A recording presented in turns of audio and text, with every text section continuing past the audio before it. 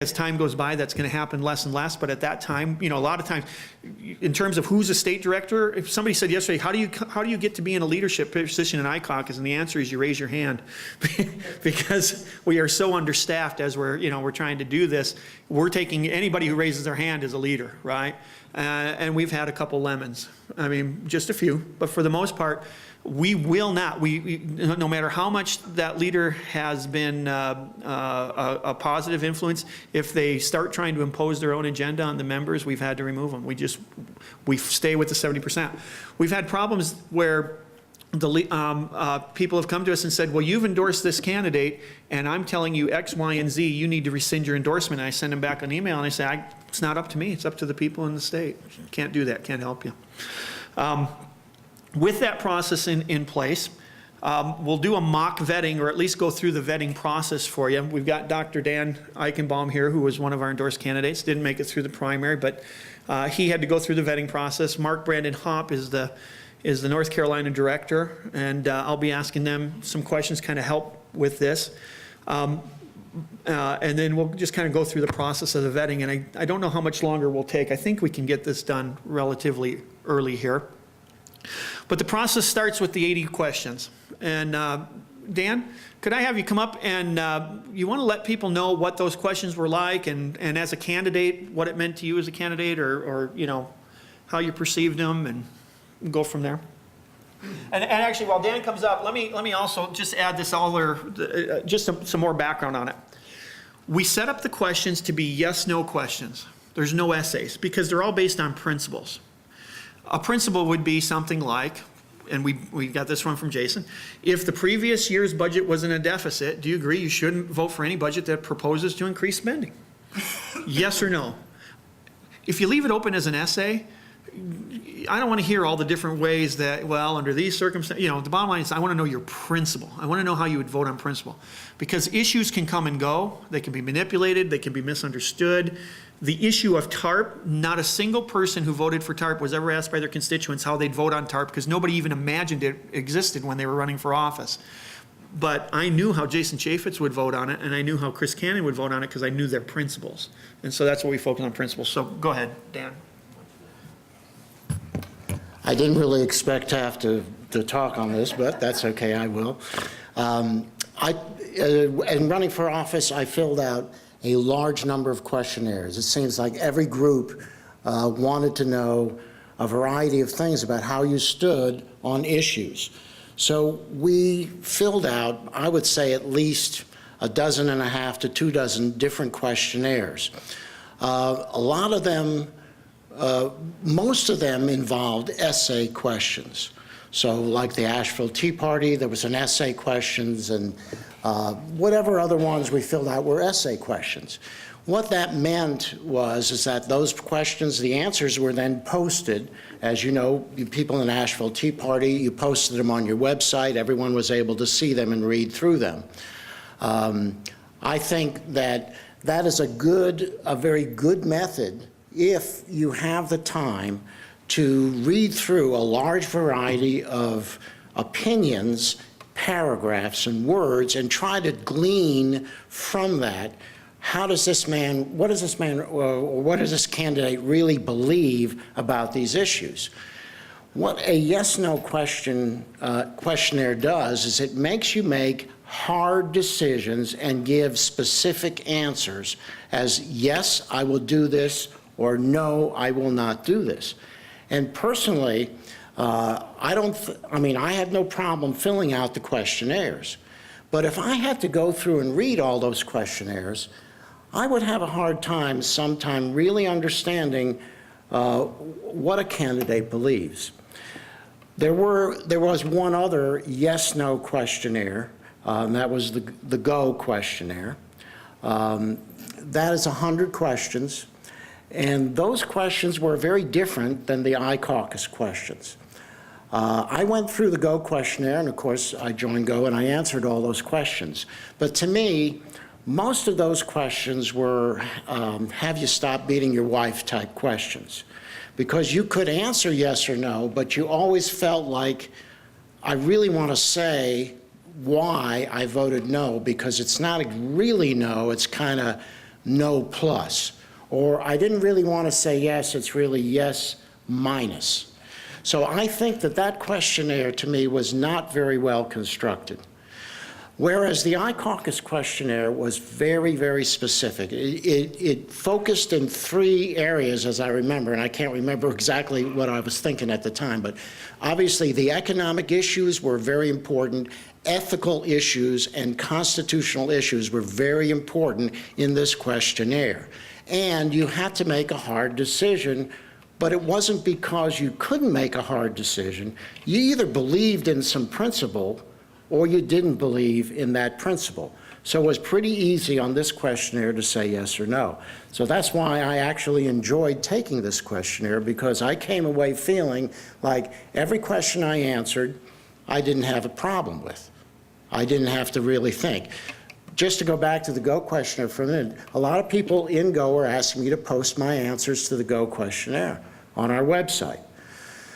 So we talked about it, and I started to go through the questions, and what we did is we started with question 1, and we said, okay, here's the answer, and then I'm going to write a paragraph as to why I answered that way, that question that way. We got through about 40, 50 questions, and we said, forget about it. I ain't going to do that.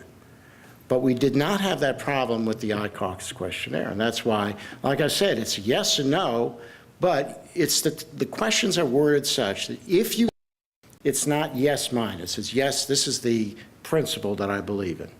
Does that do it, Frank? Thanks. And just to let everybody know what went into those 80 questions, when I say our members, we had 300 members at the time, those questions went through the ringer over and over again. What did you mean by that? Well, I wanted to I want to know this, and I want to make sure that this is nailed down. And the process, I have to tell you, 300 people ringing those questions through the ringer is why those questions came out the way Dan just described them. You're either a principled person who believes in these principles of the Constitution and fiscal responsibility, or you're not. And what we found is we have vetted, well, we've invited thousands of candidates to take it. We've gone through the vetting process for a little over 300 candidates. We've endorsed 90 some of them, 94 I think we're at right now.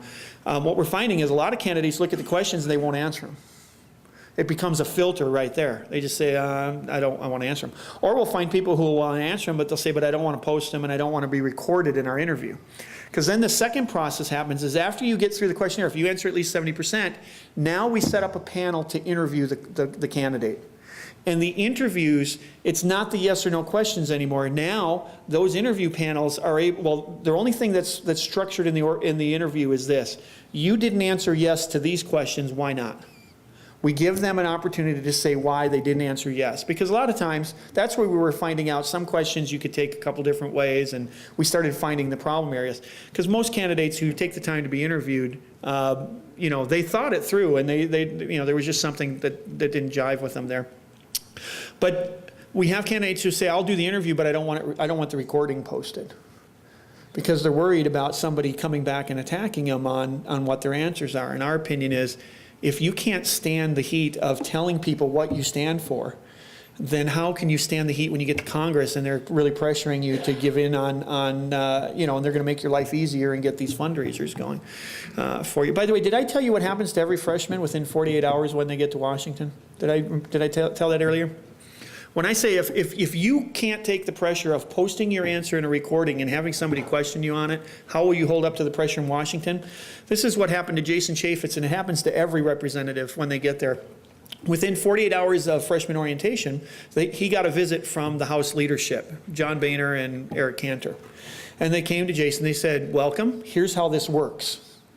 Okay, we're going to take you. You're going to have to raise this much money for the national Senate committees, and you're going to raise this much money for the party, and this much money for this. And Jason said, "Well, wait a minute." He says, "I got 1,000 volunteers. I only raised $64,000. I can't raise that kind of money." And they said, "Don't worry about it. We're going to take you around to a series of parties and fundraisers. We're going to introduce you to people. They're going to help explain the issues to you, and they're going to donate to you.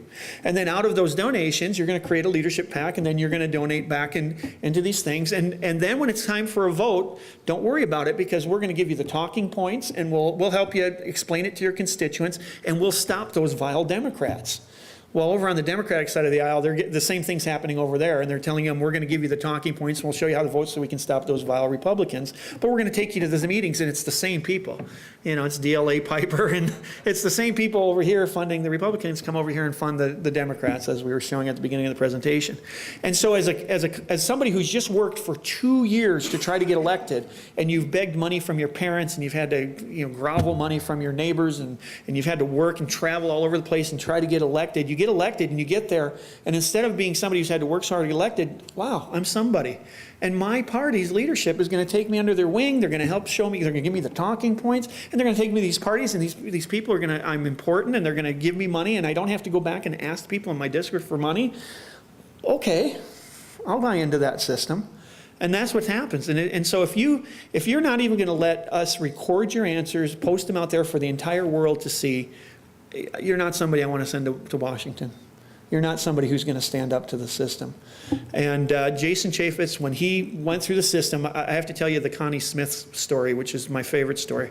Connie's about 4'10", and she's in her 70s, I guess early 70s. She was his assistant deputy campaign manager. And the night that he won the election, we were all cheering, the news results were out, and we're all going down kind of the line, shaking his hand. Congratulations, Congressman, and all this. Thank you, thank you, thank you.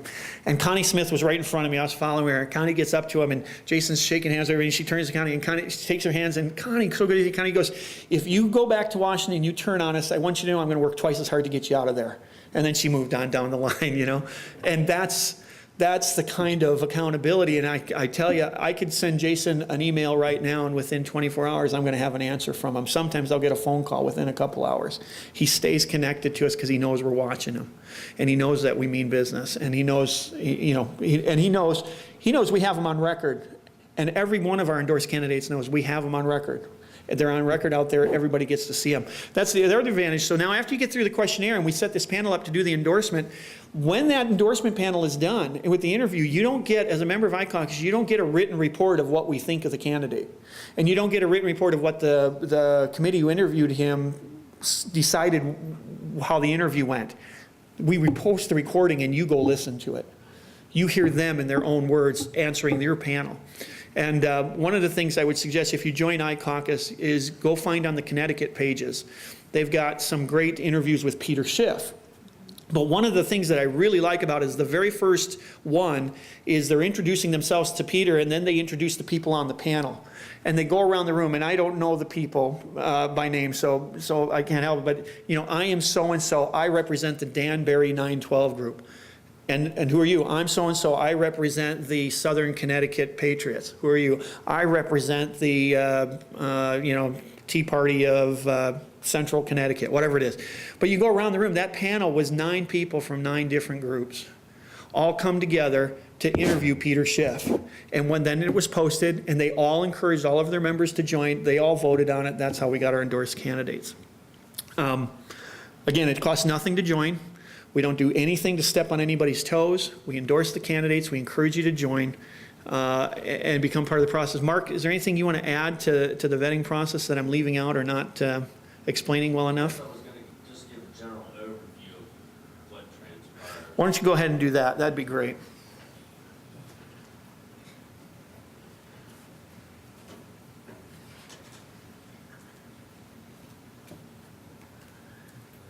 I got a C in speech class, so bear with me here. I barely passed. I think they just pushed me on through. But I wanted to go over the basic general vetting process of how it works. I mean, basically what happens is, you locate the candidates, which is however you locate them various ways. And then essentially what happens is we send an email out to them.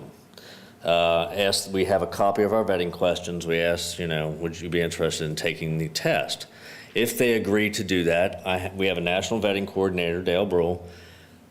I send an email to Dale Brule. Dale Brule sends a link to the candidate, and they take the test online.